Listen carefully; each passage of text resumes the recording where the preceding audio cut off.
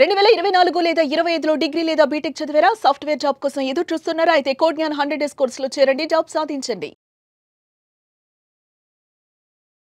నమస్కారం అమ్మా గారు. నమస్తే అమ్మా. ధనిష్ట నక్షత్రం వారికి గ్రహాల ట్రాన్సిట్ వల్ల ఎలాంటి ప్రభావం పడే అవకాశం ఉందంటారు? అక్టోబర్ నుంచి డిసెంబర్ వరకు వారికి ఎలా ఉంటుంది? ఏ ఏ సందర్భాల్లో జాగ్రత్తలు తీసుకోవాల్సిన అవసరం ఉందో అమ్మా గారు? తప్పకుండా అండి. ధనిష్ట నక్షత్రము అనేటువంటిది 1, 2 పాదములు మకర రాశిలో ఉంటే 3, 4 పాదములు కుంభరాశిలో సంచారం జరుగుతుందండి. సో ఫస్ట్ ఆఫ్ ఆల్ 1, 2 జాతకులకి అంటే ధనిష్ట 1, 2 పాదం వాళ్ళకి రాజయోగం పట్టబోతోంది అని సుస్పష్టంగా చెప్పవచ్చు. కానీ కొన్ని సందర్భాల్లో మాత్రం వీళ్ళు కూడా చాలా జాగ్రత్తలు తీసుకోవాలి. ఎందుకనంటే వీళ్ళకి గురుబలము అనేటువంటిది పెరిగిందమ్మా. గురుబలం అనేటువంటిది వీళ్ళకి ఏ విధంగా కలిసి వస్తుంది? వివాహాది శుభకార్యక్రమాలు అనేటువంటివి పూర్తవుతాయి.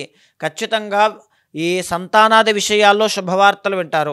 ఎవరైతే ఫారెన్ ట్రావెల్స్ వెళ్ళాలి, ఫారెన్లో చదువుకోవాలి, అక్కడ సెటిల్ అవ్వాలి అనుకుంటారో వాళ్ళకి కూడా శుభ ఫలితాలు కనబడతాయి. ఆ విషయంలో బాగుంది. అండ్ ఇంకొకటి ఏంటి, మేజర్గా దశమ స్థానంలో రవి, బుధ, కుజ గ్రహ సంచారాలు క్రమేపీ దినదిన అభివృద్ధి చెందుతూ ఉన్నాయి. గ్రహ సంచారాలు బాగున్నాయి.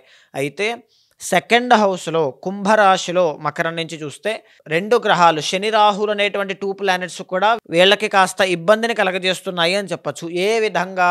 విద్య విషయంలో, కుటుంబ పరంగా, తర్వాత ఈ డబ్బుల పరంగా, ఆర్థిక విషయాల్లో. ఒక పక్క గురుడు పెరిగి ఆర్థికంగా వీళ్ళని గ్రోత్ చేస్తుంటే, ఒక పక్క 2వ స్థానంలో శని రాహులు వచ్చిన డబ్బులు వచ్చినట్టుగానే ఖర్చు అయిపోయే విధంగా, అంటే ఆరోగ్య విషయాల్లో కానీ, ఏదైనా ఎడ్యుకేషన్ విషయాల్లో కానీ, చిన్న చిన్న కలహాలు తగుల విషయంలో కానీ ఏదైనా సరే కారణం కావచ్చు, వచ్చిన డబ్బు నిలబడకుండా ఖర్చు అయిపోతాయి. ఆ ఒక్క విషయాన్ని మీరు కవర్ చేసుకున్నట్లయితే మిగతా గ్రహ సంచారాలన్నీ ఎక్స్ట్రాడినరీ ఉన్నాయండి. సో మనం మాట్లాడుకుంటే 9వ స్థానంలో శుక్రుడు నీచ స్థితిలో ఉన్నారండి. దీనివల్ల ఏంటి? స్వల్పంగా భార్యాభర్తల మధ్యలో తగువులు కానీ, మిస్అండర్స్టాండింగ్స్ కానీ, ఇద్దరి మధ్యలో చిన్న చిన్న క్లాషెస్ అనేటువంటివి వచ్చే అవకాశములు కనబడతాయి. నవంబర్ వచ్చిన తర్వాత అవి కూడా కంప్లీట్లీ ఎరేజ్ అయిపోతాయి. అయిపోయిన తర్వాత శుక్రుడు 10th హౌస్లోకి వస్తారండి నవంబర్లో. 10th హౌస్ అని అంటే తులారాశి, అంటే ఓన్ హౌస్ అండి. 5th అండ్ 10th లార్డ్ శుక్రుడు, పైగా రాజయోగకారకుడు, ఓన్ హౌస్లో యోగిస్తున్నారు కూడా. ఈ సందర్భంలో ధనిష్ట 1, 2 పాదం వాళ్ళకి శుక్రబలము అనేటువంటిది అధికంగా పెరగడం వల్ల ఉద్యోగంలో, వ్యాపారంలో, వాణిజ్యంలో, వ్యవసాయంలో మీరు ఏ పని చేస్తూ ఉంటే అందులో మీకు గ్రోత్ కనబడుతుంది. అంటే ప్రమోషన్ వస్తుంది, అనుకున్నది సాధిస్తారు, తప్పకుండా డబ్బులు అనేటువంటివి పెరుగుతాయి, ఎర్నింగ్స్ పెరుగుతాయి. జన వశీకరణము, ఈ పదం ఎందుకు వాడంటే అట్రాక్షన్ అండి. శుక్రుడు అంటే అట్రాక్షన్ కాబట్టి ఇవన్నీ చాలా బాగుంటాయి. సరిగ్గా నవంబర్ 17న రవి అనేటువంటి ఆయన వృశ్చిక రాశిలోకి 11th హౌస్లోకి వచ్చిన తర్వాత రాజకీయ పరంగా లబ్ధి అనేటువంటిది బాగుంటుంది. పదవీ యోగాలు, గవర్నమెంట్ జాబ్ కోసం ట్రై చేస్తుంటే గవర్నమెంట్ జాబ్ వస్తుంది. గవర్నమెంట్ ఫీల్డ్లో ప్రమోషన్స్ అనేటువంటివి ఖచ్చితంగా చాలా బాగుంటాయి. బుధుడు కూడా చాలా బాగా యోగిస్తున్నారు. వ్యాపార అభివృద్ధి అనేటువంటిది దినదిన అభివృద్ధి చెందుతుంది. కుజుడు కూడా 11th హౌస్లోకి అక్టోబర్ 26వ తారీఖు దగ్గర నుంచి డిసెంబర్ 6వ తారీఖు దాకా కుజుడు 11th హౌస్లోకి వెళ్ళడం వల్ల, వృశ్చిక రాశిలోకి వెళ్ళడం వల్ల ధన లాభము, వస్త్ర లాభము, వాహన లాభము, భూలాభము, ఈ 4గిట్లో 4 కలగచ్చు, 4గిట్లో ఏదైనా కలగచ్చు పర్సనల్ చార్ట్ బట్టి. అంతటి అద్భుతమైనటువంటి అదృష్టయోగం ధనిష్ట 1, 2 పాదం వాళ్ళకి కనబడుతోంది. కోపాన్ని కొద్దిగా కంట్రోల్ చేసుకోవాలి. అయితే అష్టమంలో కేతుగ్రహ సంచారము అనేటువంటిది నడుస్తోంది. దీనివల్ల అసంతృప్తి, నిద్ర పట్టకపోవడం కానీ, మానసిక అశాంతి, కృంగిపోవడం లాంటివి మానసికంగా చాలా ఎక్కువగా ఉంటాయి. ప్రతి మంగళవారము కేతువుకి సంబంధించి ఉలవలు అని ఉంటాయండి. నవధాన్యాల్లో ఉలవలు కేజీంపావు ఒక ఎర్రని వస్త్రంలో మూట కట్టి ఏదైనా శివాలయంలో కానీ, విష్ణాలయంలో కానీ దానంగా ఇవ్వడం వల్ల మానసికమైనటువంటి సమస్యల నుంచి బయటపడతారు. అయితే అన్ని విషయాల్లోనూ చాలా బాగుందండి, ఎక్సెప్ట్ శని రాహుల యొక్క కాంబినేషన్ తప్ప.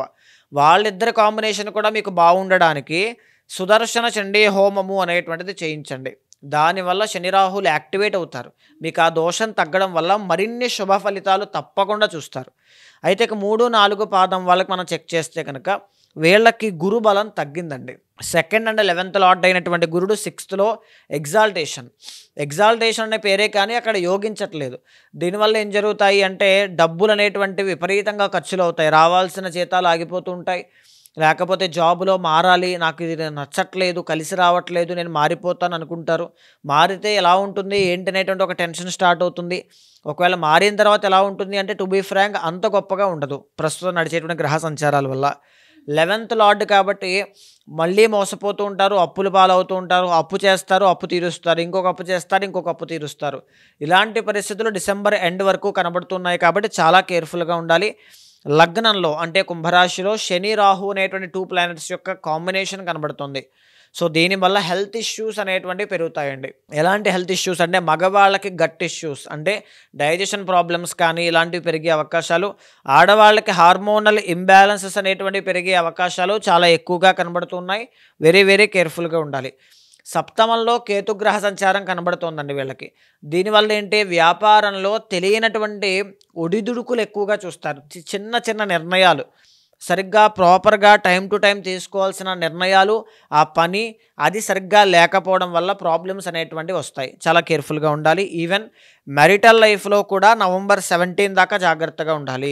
మీ స్పౌస్కి అంటే భార్య లేదా భర్తకి అనారోగ్య సమస్యలు వచ్చే అవకాశాలు, తద్వారా ధన వ్యయం అయ్యే అవకాశాలు ఎక్కువగా కనబడుతూ ఉన్నాయి. Very very careful. అండ్ మీ నాన్నగారికి కూడా రవి పితృకారకుడు కాబట్టి నవంబర్ 17 దాకా మీ నాన్నగారి ఆరోగ్యం, ఇంట్లో మీ స్పౌస్ పార్ట్నర్ యొక్క ఆరోగ్యం చాలా కేర్ఫుల్గా చూసుకోండి. వ్యాపారంలో నష్టములు రాకుండా ముఖ్యమైన నిర్ణయాలు నవంబర్ 17 లోపల తీసుకోకుండా ప్రయత్నం చేయండి. అష్టమంలో శుక్రుడు నీచ స్థితిలో ఉన్నారు. దీనివల్ల హార్మోనల్ ఇంబ్యాలెన్సెస్ ఇందాక చెప్పుకున్నవి సినీ, నాటక కళారంగాలు, నృత్యగీత, వాద్యాది రంగాలు, AI, virtual reality, software, creative ఫీల్డ్స్లో వర్క్ చేస్తున్న వాళ్ళకి కొద్దిగా మిశ్రమ ఫలితాలు ఉంటాయి. రాను రాను నవంబర్లో 9th హౌస్లోకి, ఓన్ హౌస్లోకి వెళ్ళిన తర్వాత ఏ గ్రహం అనుకూలించినా అనుకూలించకపోయినా శుక్రుడు మాత్రం యోగిస్తారు. ఖచ్చితంగా నూతన వస్త్రలాభం, నూతన వస్తులాభం, నూతన సువర్ణ లాభం ఖచ్చితంగా కనబడుతుంది. చిన్నగానైనా పెద్దగానైనా ఖచ్చితంగా కనబడుతుంది. అయితే నవంబర్ 17 తర్వాత రవి అనేటువంటి ఆయన 10th హౌస్లోకి వెళ్తారండి. అదే సమయంలో కుజుడు కూడా 10th హౌస్లోకి వెళ్తారు, బుధుడు కూడా 10th హౌస్లోకి వెళ్తారు. ఈ పరిస్థితుల్లో ఏంటి వీళ్ళకి రాజయోగం పడుతుంది నవంబర్ 17 దగ్గర. మీకు గురు బలం లేదు, శని రాహు బలం లేదు, శుక్రబలం నవంబర్లో పెరుగుతోంది. అదే నవంబర్ 17 తర్వాత రవి బుధ కుజగ్రహాలు బాగుంటాయి. కుజుడు మిశ్రమంగా యోగించిన రవి బుధులు మాత్రం బుధ ఆదిత్య యోగాన్ని ఏర్పాటు చేస్తున్నారు. అంటే మీ యొక్క కెరియర్లో, చేసేటువంటి వృత్తిలో, పనిలో తెలియనటువంటి మార్పులు వస్తాయి. మీరు పడినటువంటి కష్టానికి ప్రతిఫలం నవంబర్ 17 తరువాతనే కనబడుతుంది. ఆరోగ్య సమస్యలు తగ్గుతాయి. వ్యాపారంలో మళ్ళీ స్థిరత్వం కనబడుతుంది. ఏదైతే నష్టములు, ఆర్థిక సమస్యలు ఉన్నాయో మళ్ళీ కొంచెం సెటిల్ డౌన్ అవ్వడం, అవన్నీ కూడా కొంచెం ప్రశాంతమైన వాతావరణానికి చూడడం ఎప్పుడు చూస్తారు? నవంబర్ 17 తర్వాత చూస్తారు. నవంబర్ 17 దగ్గర నుంచి జనవరి 17 దాకా రవి బలం సుస్పష్టంగా చాలా బాగుంది. అయితే ఈ కుజుడు అనేటువంటి ఆయన డిసెంబర్ 6 తర్వాత వీళ్ళకి రాజయోగాన్ని ఇస్తున్నారు. డిసెంబర్ 6 తర్వాత ఈ రియల్ ఎస్టేట్ వ్యాపారస్తులకి, భూమికి సంబంధించిన వ్యాపారస్తులకి, తర్వాత కన్స్ట్రక్షన్ ఫీల్డ్లో ఉన్న వాళ్ళకి అపూర్వమైనటువంటి రాజయోగం కనబడుతోంది. ఇది డీటెయిల్డ్గా మనం చెప్పుకుంటే అమ్మ. సో ధనిష్ట 3, 4 పాదం వాళ్ళకే కంపేర్ చేస్తే 1, 2 పాదం వాళ్ళకన్నా కొంచెం కష్టములు ఎక్కువగా ఉన్నాయి. కాబట్టి నవగ్రహాల చుట్టూ ప్రదక్షిణ చేయడం కానీ, నవగ్రహ ఆరాధన చేయడం కానీ, శివ ఆరాధన, తర్వాత శివుడికి అభిషేకం చేయడము, ఇలాంటివి కులదైవాన్ని, ఇష్టదైవాన్ని ఎక్కువగా ఆరాధన చేయడం, గణపతి హోమము అనేటువంటిది చేయించడం చాలా మంచిది. ఏదైనా ముఖ్యమైన నిర్ణయాలు ఉంటే పర్సనల్ చార్ట్ చూసుకుని మాత్రమే తీసుకోండి. అద్భుతమైన శుభ ఫలితాలు చూస్తారు. ఉమ్మగారు మీరు అన్నట్టుగానే ఇంకా ఎవరికైనా కూడా మీరు చెప్పినట్టుగానే వాళ్ళకి ఎలాంటి డౌట్స్ ఉన్నా, వాళ్ళు ఎదుర్కొన్న సమస్యలకి పరిష్కారం చేసుకోవాలి అనుకునే వాళ్ళు మిమ్మల్ని ఏ రకంగా కాంటాక్ట్ అయ్యే అవకాశం ఉందంటారు? తప్పకుండా అండి. అలాంటి వాళ్ళు ఎవరైనా ఉంటే మీకు కింద కనిపించే నెంబర్కి కాల్ చేస్తే మా వాళ్ళు మీకు పూర్తి వివరాలు అందిస్తారండి. ఎందుకు అని అంటే చాలామంది ఎంత సంపాదించినా, ఎంత సక్సెస్ఫుల్ అయినా సరైనటువంటి ప్రాపర్ గైడెన్స్ ఉంటే బాగుంటుంది అనేటువంటి విషయంలో ముందుకు వెళ్తూ ఉంటారు. అండ్ ఎడ్యుకేషన్ విషయంలో కానీ, కెరీర్ విషయంలో కానీ, marital లైఫ్ కానీ ఏ పార్ట్నర్ని ఎంచుకోవాలో తెలియక పరిస్థితుల్లో కన్ఫ్యూజన్, డైలమాతో చాలామంది ప్రాబ్లం ఫేస్ చేస్తూ ఉంటారు. అలాంటి వాళ్ళందరికీ ప్రాపర్ గైడెన్స్ ఇచ్చే విధంగా ఖచ్చితంగా మీ వెనకాల నేను ఉంటాను.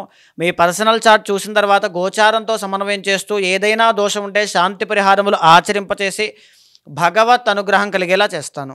థ్యాంక్ యూ అమ్మగారు. Thank you so much. నమస్తే అమ్మ.